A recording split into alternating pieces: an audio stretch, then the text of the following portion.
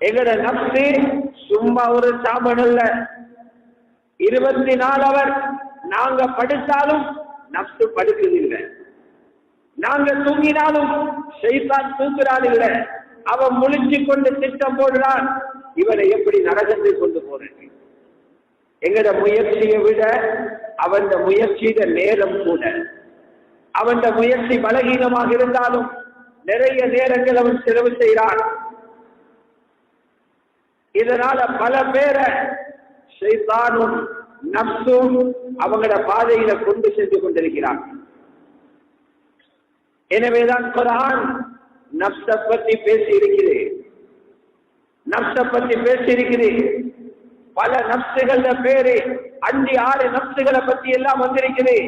குர்ஆன் பேசுது 3 நப்சுகளை பத்தி. ஒரு நப்சு இருக்குது, நன்மையை சொல்லி தரவே மாட்டுச்சு, பாவத்தை அலங்கரிச்சு காட்டி அதில் உள்ள இன்பங்களை சொல்லி கொடுத்து, பாவத்தில் உள்ள சூன் இருக்கிறது, பாவத்தில் உள்ள இனிமை இருக்கிறது, அத மனசுல போட்டு போட்டு போட்டு குடிகாரனை குடிக்க வைக்குது. இன்னும் எத்தனையோ பேரை விபச்சாரத்தில் ஈடுபட வைக்குது, இன்னும் எத்தனையோ பேரை பட்டியல ஈடுபட வைக்குது, இன்னும் எத்தனையோ பேரை புறம் பேச வைக்குது, இன்னும் எத்தனையோ பேரை அநியாயம் செய்ய வைக்குது, பாவத்தில் உள்ள இன்பங்களை காட்டு. இந்த நப்சத்தான் ஒரு ஆணில நப்சுன் அம்மாரான்னு சொல்லுங்க. யூசுப் அலைஹிஸ்ஸலாம் சொன்னாங்களே, வமா உபர்ரிஉ நப்ஸி இன்ன நப்ஸ லஅம்மாரத்தும் பிஸ்ஸூ, நப்ஸ் என்பது பாவத்தை ஏவக்கூடியது என்று அல்லாஹ் சொல்றான். பாவத்தை சும்மா ஏவரல்ல, ஆமிரு பிஸ்ஸூ அல்ல, பாவத்தை சும்மா ஏறதல்ல, முபாலகாவுடைய வார்த்தையை பாவிச்சிருக்கிறார். அம்மாரத்தும் பிஸ்ஸூ, பாவங்களை அடிக்கடி அதிகமாக ஏவக்கூடியதான் நப்ஸ் என்று சொல்லியிருக்கிறார்.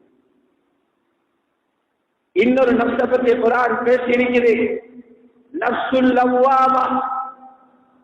அந்த நப்சோட வேலை என்னன்னா, அந்த நப்சில கொஞ்சமாவது நல்ல தன்மை இருக்குது. பாவங்களில் ஈடுபட்ட பிறகு, தீமைகளை செஞ்சதுக்கு பிறகு மனசுக்குள்ள ஒரு ஆத்திரத்தை கொண்டு வரும். ஏண்டா இதை பார்த்தேன், ஏன் இதை கேட்டேன், கொஞ்சமாவது நல்லவன் இருக்கிற நப்சு தான் நப்சுல் லவ்வாமா. பாவத்தை செஞ்சு போட்டு அந்த மனிதனை பழிக்கும். ஏன் இதை சாப்பிட்டாய், ஏன் அடுத்தவன் பொருளை திண்டாய், ஏன் இப்படி சம்பாதிச்சாய், ஏன் அவனுக்கு ஏசினாய், ஏன் இப்படி பார்த்தாய் என்று அவனை பார்த்தே அவனை கேள்வி கேட்க வைக்கிறது தான் நப்சுல் லவ்வாமா, பழிக்கிற நப்சு. அதனால் அல்லாஹ் தஆலா அந்த நப்சின் மீதும் சத்தியம் பண்றான், அதுல மூமின்களுக்கு நலவு இருக்கிறதுனால. 3வது நப்சை பற்றி குர்ஆன் பேசி இருக்கிறது. ஆக சிறந்த மூமின்கள் இருக்கக்கூடிய நப்ஸ் இது.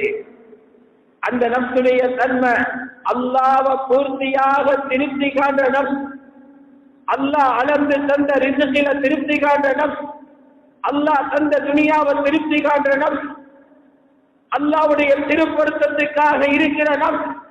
இதுக்கு பேரு நப்சுல் முத்மஇன்னா, அமைதி பெறக்கூடிய நப்ஸ் என்று குர்ஆன் சொல்லியிருக்கு. ஆகவே இந்த 3 நப்சும், குறிப்பாக இந்த 3 நப்சும் மனுஷனுக்குள்ள விளையாடி கொண்டே இருக்கிறது. சில நேரங்கள்ல ஒரே நாளில 3 நப்சும் வேலை செய்யும், சில நேரங்கள்ல ஒரே மனுஷியாலத்துல 3 நப்சும் வேலை செய்யும். பாவத்தை ஒரு பக்கம் தூண்டும், பாவம் செஞ்ச பிறகு எங்களை பழிக்க வைக்கும், திருப்தியும் காண வச்சிடும். அப்ப இது ரொம்ப பயங்கரமான நப்ஸ். எனவேதான் இதுக்குள்ள ஆபரேஷன் செய்யப்படணும், இதுக்குள்ள மருத்துவம் செய்யப்பட வேண்டும். அந்த கவலை ஏற்பட்டுச்சு இப்ராஹிம் அலைஹிஸ்ஸலாத்துக்கு. காபத்துல்லாவை கட்டிட்டு உலகத்தில் உள்ளவங்க எல்லாரையும் கை நிறைய காட்சி கொடு என்று துஆ கேட்கல, உலகத்தில் உள்ள எல்லாருக்கும் நோய் இல்லாத வாழ்க்கையை கொடுத்துட்டு என்று துஆ செய்யல, பூமியில் உள்ள அத்தனை பேருக்கும் மாடா மாளிகைகளை கொடுத்தியா அல்லாஹ் காபாவை கட்டிட்டு துஆ செய்யல.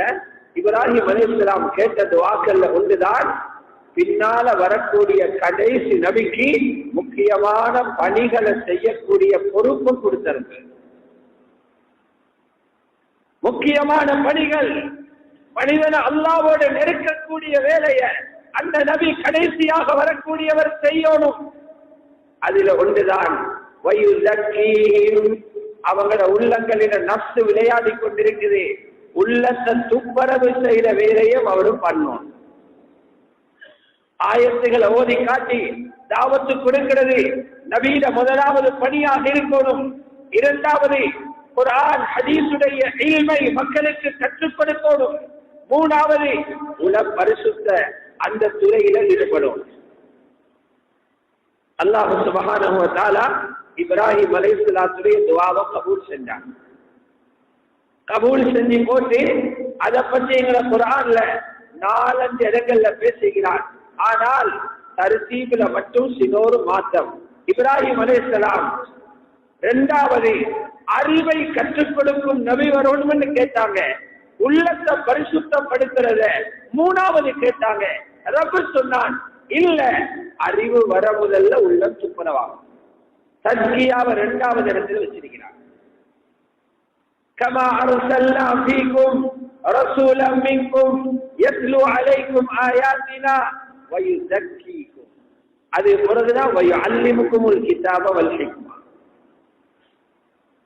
هو الذي بعث في الأميين رسولا منهم يتلو عليهم آياته ويزكيهم ويعلمهم الكتاب والحكمة.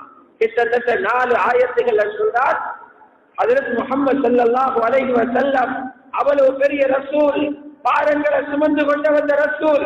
அவங்களோட இரண்டாவது வேலை உள்ளத்தில நப்சால வரக்கூடிய தாக்கங்களில் இருந்து உள்ளத்தை துப்பரவாக்குற தஸ்கியாவுடைய பணி என்று சொல்றாங்க.